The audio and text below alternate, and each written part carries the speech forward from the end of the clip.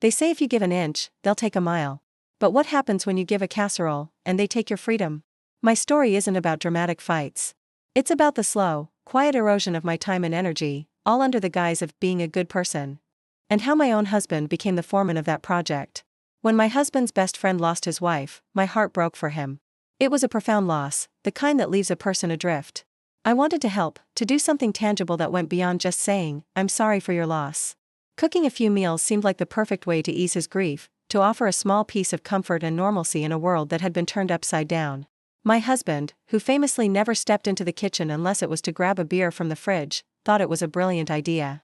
He was so proud, telling me what a good person I was. That first week, it felt good. Dropping off a warm shepherd's pie or a hearty soup felt like a genuine act of kindness.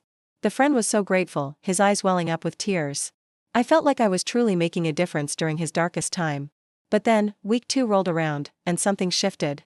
The grateful texts turned into critiques. My wife always added more garlic to the bolognese. "Could you make the pie crust thinner next time? That's how I prefer it." At first, I brushed it off. He's grieving, I told myself. He's just trying to find some semblance of what he lost. I tried to accommodate his preferences, adding extra garlic, rolling the pastry dough a little thinner. But the requests kept coming, getting more specific, more demanding. I was a nurse, working marathon shifts at the hospital, dealing with life and death situations every day.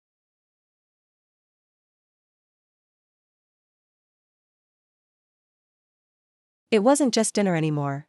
It was, "Can you pick up my dry cleaning?" Or, "The lawn needs mowing, could you find someone?" I was coming home from one full-time job to another, and I was exhausted. I was caring for patients all day, and then coming home to not one, but 2 grown men waiting to be fed and managed. My husband saw no issue with any of it.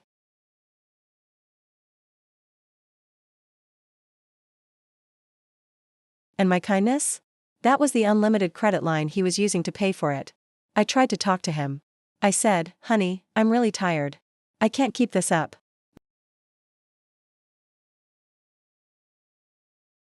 My husband looked at me like I had grown a second head. "He just lost his wife," he'd say, his voice laced with disappointment.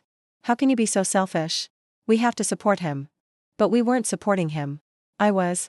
My husband's contribution was volunteering my labor, my time, my energy, without ever asking if I had any to spare. I wasn't a helper anymore, I was a service. A free, on-demand, personal chef and assistant. My compassion had been mistaken for a contract, and I didn't know how to cancel it. The breaking point, the moment everything crystallized for me, came on a brutal Tuesday. The hospital was absolute chaos. We had a multi-car pileup, and the ER was overflowing. Every second was critical, every decision mattered. My mind was a whirlwind of vitals, charts, and emergency procedures. I didn't even have a second to think, let alone check my phone, which was buried deep in my locker. Meanwhile, completely oblivious to my reality, my husband's friend was planning a social event. A dinner party. For his friends. Not for us, his supposed support system, but for his own social circle. He texted me his catering order.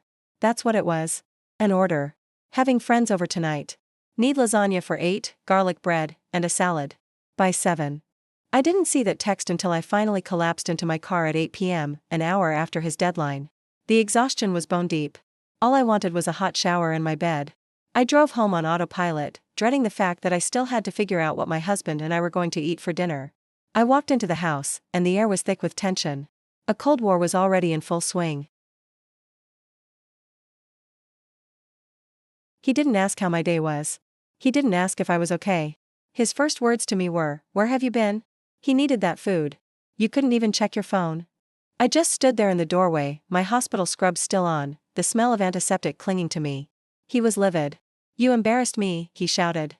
He was counting on you. His friends were all there waiting. The injustice of it hit me like a physical blow. Not a single word about my day. No concern for my exhaustion. No recognition that his friend felt so entitled to my free labor that he tried to book me for his own private party. In that moment, I saw the truth with painful clarity. My husband valued his friend's convenience, his friend's social standing, far more than my well-being. My role wasn't to be his partner, it was to be a resource he could manage and allocate as he saw fit. I didn't yell. I didn't cry.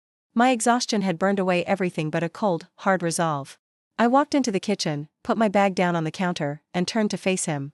My voice was steady, quiet, and final. "I am not his wife. I am not his chef. I am done." I said it again, leaving no room for negotiation. No. I will not be cooking for him anymore. Not once. Not ever. The look on my husband's face wasn't understanding. It wasn't even anger, not really. It was pure, unadulterated betrayal. The look of someone whose most valuable asset had just declared its independence. How dare I revoke the resource he had so freely and generously given away? This story forces us to ask some really tough questions. Where is the line between compassionate help and enabling helplessness? We all want to be there for our loved ones in times of crisis. But does grief grant someone a permanent right to another person's unpaid labor? Does a tragedy give someone a pass to stop being a functional adult? And most importantly, when does a partner's request to be helpful become a command that exploits your kindness for their own social gain? Was she right to refuse, or was she failing a friend in need? We're taught, especially as women, that our value is tied to our willingness to give, to nurture, to sacrifice. We're told that saying no to helping someone is selfish, that setting boundaries is unkind. But this story challenges that entire notion. It asks if true compassion sometimes requires taking a step back. It asks if real help sometimes means allowing people to face their own struggles, like learning to cook, or managing their own household, so they can truly heal and stand on their own 2 feet rather than becoming permanently dependent on your sacrifice. This story challenges us to ask, when does helping someone actually prevent them from helping themselves? We see these dilemmas play out in our own lives, in big ways and small.